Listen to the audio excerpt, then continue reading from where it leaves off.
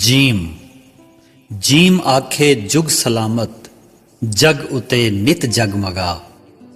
दोस्तों, जैसा कि आप जानते हैं कि जमन शाह में इकट्ठी होने वाली जमात का रास्ता वो रास्ता है जो मोहम्मद व आले मोहम्मद अलैहिस्सलाम का रास्ता है, और इस पाक घर का ये अलमिया है कि हमेशा नाम निहाद मुहिब भी दुश्मन का रूप धारते रहे हैं। तारीख उठाकर देख लें कि शहनशाह अंबिया सल्लल्लाहु अलैहि वसल्लम की आवाज पर लब्बैक कहने वालों ने क्या किया। मौला अमीरुल मोमिनीन अलैहिस्सलातु वस्सलाम के मुहिब्बान ने जब खवारिज का रूप धारा तो क्या कुछ नहीं किया। ये सिलसिला आइम्मा मासूमीन अलैहिस्सलातु वस्सलाम से लेकर औलियाए कराम रिजवानुल्लाह अलैहिम तक जारी और सारी नजर आता है। जमन शाह में इकट्ठी होने वाली जमात भी इस अमल से ना बच सकी। दोस्तों, जैसे जैसे मिशन और मकसद बुलंद होता चला जाता है, वैसे वैसे जुल्म और सितम की भी इंतहा होती चली जाती है। ये मिशन चूंकि बहुत बुलंद था, यानी तलब इंतकाम। किन का इंतकाम? पाक खानदान ततहीर अलैहिस्सलाम पर होने वाले एक एक जुल्म का इंतकाम, 1,24,000 अंबिया अलैहिस्सलाम पर होने वाले मजालिम का इंतकाम, इस कायनात के जुमला मजलूमीन पर होने वाले मजालिम का इंतकाम, और सिर्फ इंतकाम ही नहीं बल्कि इस जमीन पर हुकूमत इलाहिया का क़याम, यानी शहनशाह दौरान हुज्जत खुदा इमामुल अस्र व ज़मान इमाम महदी अजलल्लाहु फरजो शरीफ की हुकूमत का क़याम। तो फिर इस जमात और इस जमात के बानियान के साथ दुश्मनी का लेवल भी उसी बुलंदी पर होना एक फितरी अमल था। कभी बैरूनी दुश्मनी तो कभी अंदरूनी दुश्मनी। साबका अदवार में दुश्मनी की दास्तानें गैरों तक महदूद थी, जबकि जहां एक ही हसब और नसब अजमत शान की मालिक हस्तियों पर कीचड़ उछाला जा रहा है कि नाउज बिल्ला वो आपस में ही एक दूसरे के दुश्मन थे। और ये भी याद रहे कि इस तरह का प्रोपेगंडा हमेशा उन लोगों की तरफ से होता है जो असल दुश्मन का चेहरा छुपाना चाहते हैं। अजीब बात यह है कि दुश्मनी भी हमेशा उन्हीं ज़वात के फरामीन को बुनियाद बनाकर की गई है।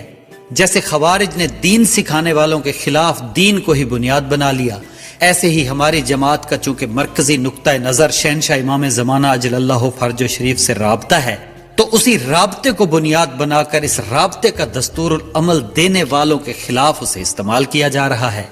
यानी वो एक तीर से दो शिकार कर रहे हैं। एक तो इस दस्तूरुल अमल को ही लोगों की नजरों में नाकिस बना रहे हैं, और जो इनके मुहिब हैं उन्हें झांसा देकर जहन्नम के रास्ते पर डाल रहे हैं। दोस्तों, ऐसे लोगों की असलियत बताते हुए मेरे मुर्शिद करीम सरकार अल सैयद मोहम्मद जाफरुज़्ज़मान दामजिल्लाहु ताला ने अपनी किताब असरारुल अब्दियात के सफ़ा 301 पर फरमाया है कि मेरा ज़ाती मुशाहिदा है कि कुछ लोग उरफा की खिदमत में हाजिर होते हैं, उनसे बहुत मुतासिर होते हैं और इस्लाह नफ्स और तज़कियात और रूहानियात की तरफ फौरन मायल हो जाते हैं, गुनाहों से तौबा करते हैं और इबादात में मसरूफ हो जाते हैं। मगर जो ही उनकी महफिल से उनके दायरा कशिश से बाहर निकलते हैं, वापस पहली हालत पर आ जाते हैं। इसकी वजह यह है कि जब वो रूहानियात के लिए मौजू माहौल और मौसम पाते हैं तो उनके अंदर जो नेकियों के बीज होते हैं वो फूट निकलते हैं, लेकिन रूहानियत और नेकी का मौसम उन्हें ज्यादा देर मुयस्सर नहीं आता, तो नेकी के बीजों से निकली हुई नरम नाजुक कोंपल एकदम मौसम की तब्दीली पाकर मुरझा जाती है।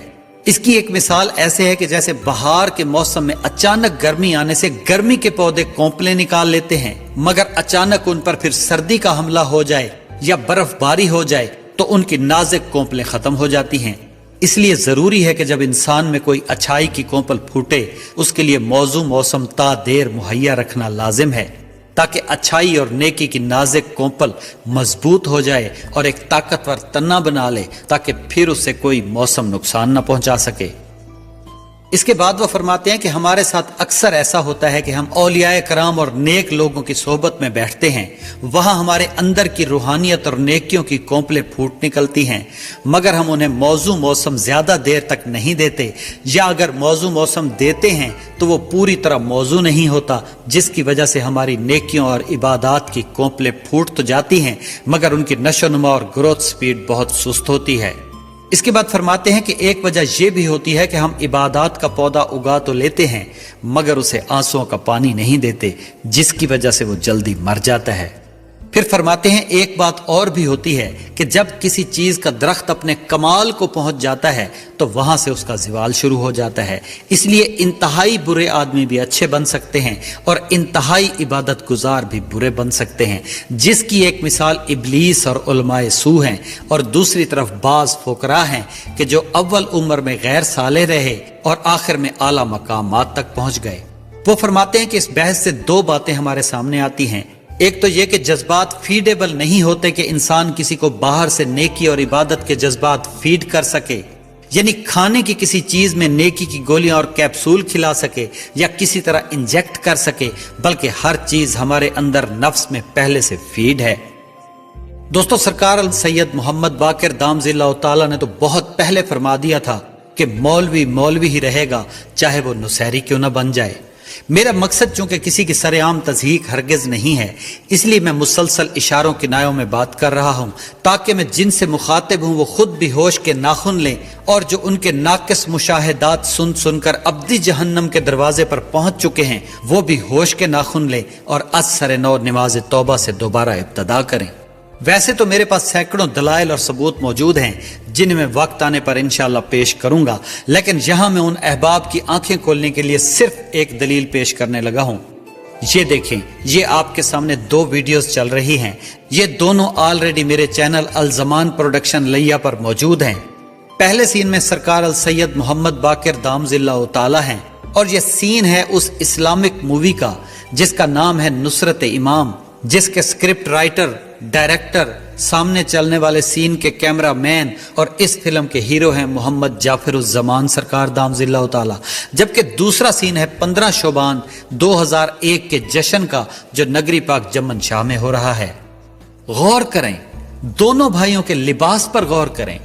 मोहम्मद जाफिरुज़्ज़मान सरकार ने अपना लिबास, जो उनका एक मखसूस लिबास था जिसे लिबास फकर कहा जाता है, वो उन्होंने अपने बड़े भाई को पहनाया और ये सीन रिकॉर्ड करवाया। आप तो मौलवी हैं, आप इन राजों को क्या समझेंगे?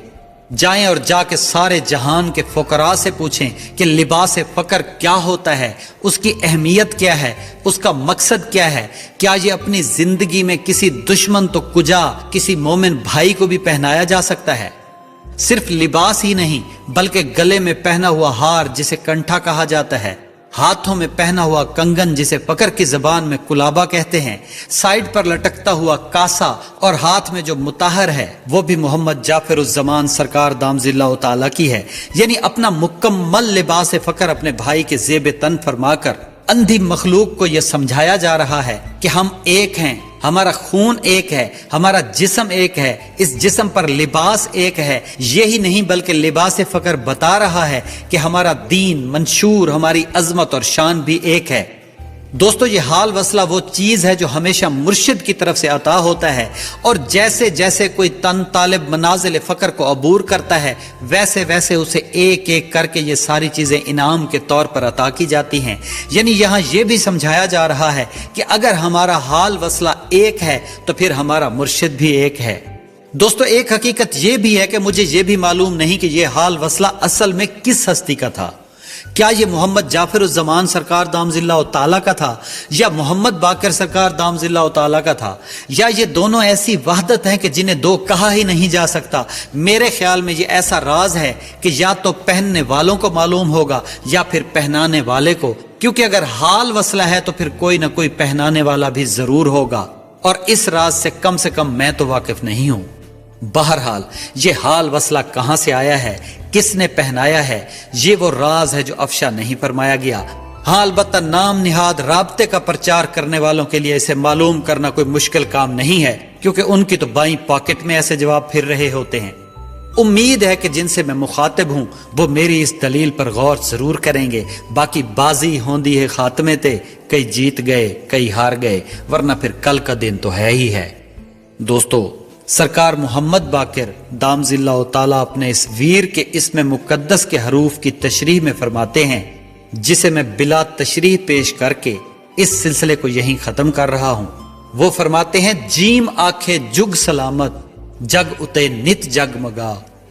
जीम, जो सरकार अल सैयद मोहम्मद जाफिरुज़्ज़मान नकवी अल बुखारी दामजिल्लाहु ताला के इसमें मुकद्दस का पहला हर्फ है, उसके बारे में फरमा रहे हैं کہ جیم آکھے جگ سلامت جگ اتے نت جگمگا این اعلان اجل ہے این عطیہ و عطا فے فصاحت اصل دی فصل ازل فصل دعا رے ربوبیت دی راحت رے رازق دی رضا جو فرج ابدی ہے کل گھر پاک دی سوغات ہے میں دساں باکر صفا جعفر زماں دی ذات ہے میں دساں باکر صفا جعفر زماں دی ذات ہے۔ دعا کریں کہ ان کا مشن و مقصد پورا ہو، شہنشاہ امام زمانہ اجل اللہ فرج و شریف کا ظہور ہو، حکومت الہیہ کا قیام ہو اور ظالمین سے انتقام ہو۔ الہی آمین، الہی آمین، الہی آمین۔